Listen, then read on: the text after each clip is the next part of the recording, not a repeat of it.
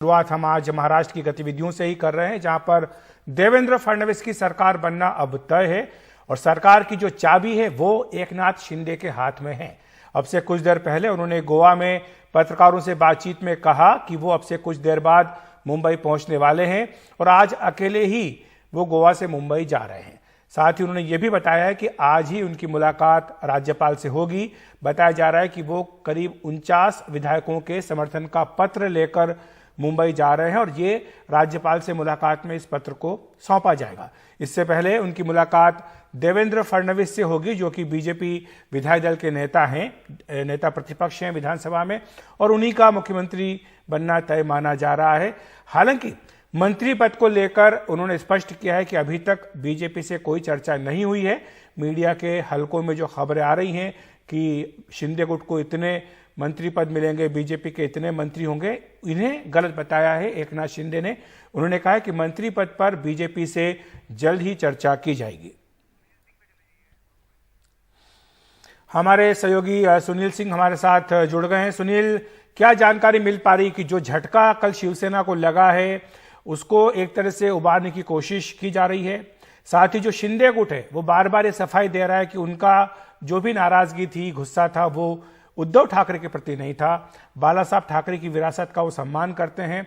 और जिस तरह संजय राउत ने ट्वीट कहा कि पीठ में छुरा घोंपा गया है उद्धव ठाकरे के, इसको गलत बताया है। कहा है कि दरअसल छुरा तो एनसीपी कांग्रेस के साथ शिवसेना का गठबंधन करके संजय राउत ने किया था। बिल्कुल, देखिए अभी भी बयानबाजी का दौर शुरू है। हालांकि जो बीजेपी खेमा है और एकनाथ शिंदे का जो खेमा है, अब वो सरकार बनाने के लिए आगे बढ़ता हुआ दिख रहा है और हलचलें तेज़ हो रही है। एकनाथ शिंदे यहाँ मुंबई आ रहे हैं। यहाँ पर मैं सागर बंगलो के पास हूँ, जिसमें कि देवेंद्र फडणवीस का जो सरकारी निवास है। यहाँ पर बीजेपी की कोर मीटिंग चल रही है, कोर कमेटी की मीटिंग चल रही है। सभी राज्य के बड़े नेता, अभी 2 मंत्री भी यहाँ पर आए, राव साहब दानवे और कपिल पाटिल भी यहाँ पर पहुँचे हुए हैं, और जो प्रभारी हैं वो भी यहाँ पर आए हुए हैं प्रदेश के। तो यहाँ पर अभी मंत्रणा चल रही है, कैसे आगे बढ़ना है, कब प्रस्ताव देना है सरकार बनाने का, और कब जो है शपथ विधि ली जाएगी और क्या स्वरूप होगा मंत्रिमंडल का, इस पर सभी चर्चा चल रही है। और एकनाथ शिंदे आएंगे, वो भी यहाँ पर आने वाले हैं, यहाँ देवेंद्र फडणवीस से मुलाकात करेंगे। उसके बाद हो सकता है कि दोनों जो है साथ में यहाँ से राजभवन जाएं और वहाँ पर राज्यपाल से एक शिष्टाचार मुलाकात हो। ये अभी तक का यही एक अनुमान है या फिर जो सूचनाएं मिल रही हैं खबर। रही बात शिवसेना की, तो स्वाभाविक तौर पर शिवसेना जो है अब फिर से उठने की एक कोशिश करेगी। जिस तरह से सत्ता उनके हाथ से चली गई है और उनके ही अपने लोगों ने विश्वासघात किया है, जैसा कि उनका कहना है। कल मुख्यमंत्री उद्धव ठाकरे ने कैबिनेट मीटिंग में कहा, उन्होंने कांग्रेस और एनसीपी का तो आभार माना, लेकिन कहा कि मुझे अपने लोगों ने ही धोखा दिया है और इसकी वजह से जो आप लोगों को तकलीफ हुई है उसके लिए मैं माफ़ी चाहता हूँ। तो ये जो विश्वासघात की जो बात है, ये जो काडर है उसको बहुत एक तरह से उज्ज्वलित करती है कि भाई धोखा दिया है तो हम उसका जवाब आगे जाके देंगे। हमने देखा था जब छगन भुजबल निकले थे, तब एक साधारण से कार्यकर्ता थे उसमें बाला नंदगांवकर, लेकिन पार्टी ने मजबूती से लड़ा और उनको हरा दिया मझगांव जैसी सीट से, जो कि बहुत कद्दावर नेता उसमें छगन भुजबल थे। तो इस तरह की कोशिश इस बार भी की जाएगी जब अगला चुनाव आएगा।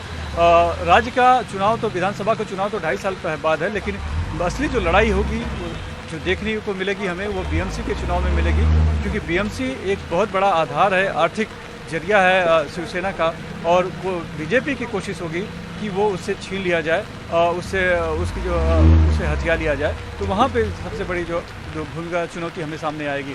रही बात संजय राउत के उस ट्वीट की, जिसमें उन्होंने कहा है कि विश्वासघात की बात की है, तो बीजेपी खेमा भी यही कहता रहा है और एकनाथ शिंदे ने वही जवाब दिया है कि पिछली बार जो चुनाव हुआ था 2019 में, तो 106 सीटें बीजेपी को आई थी और उनकी सीटें ज़्यादा थी, जबकि सिर्फ 56 शिवसेना की आई थी।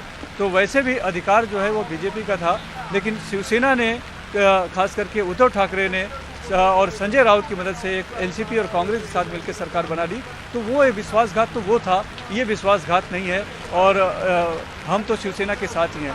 दरअसल शिवसेना के साथ बने रहने की मजबूरी भी एकनाथ शिंदे और उनके गुट की है, क्योंकि एक बार अगर शिवसेना या बाल ठाकरे या हिंदुत्व उनके हाथ से निकल जाता है तो उनका अपना कोई पहचान अस्तित्व नहीं बचेगी, वो बचेगी और अगला चुनाव उनके लिए बहुत ही मुश्किल होगा मैदान में जाना। इसीलिए वो लड़ रहे हैं और अभी तक यही दावा कर रहे हैं कि हम शिवसेना में ही हैं, असली शिवसेना हम हैं।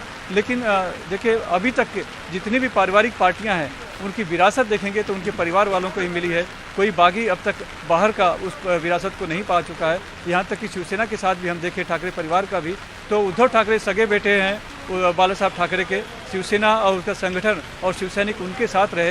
राज ठाकरे के साथ जो गए सिर्फ उनके जो खास लोग थे वही राज ठाकरे के साथ गए, जबकि वो भी भतीजे ही थे और पूरे बाल ठाकरे की छवि भी लोग उनके अंदर भी देखते हैं। लेकिन इसके बावजूद वो भी शिवसेना को अपने पास नहीं ले पाए, यानी कि असली शिवसेना वो नहीं बना पाए, उनको एमएनएस बनानी पड़ी, महाराष्ट्र नवनिर्माण सेना बनानी पड़ी। तो सेना जरूर होगी एकनाथ शिंदे के साथ, लेकिन वो शिवसेना होगी या आनंद दीघे की सेना होगी वो एक देखना होगा।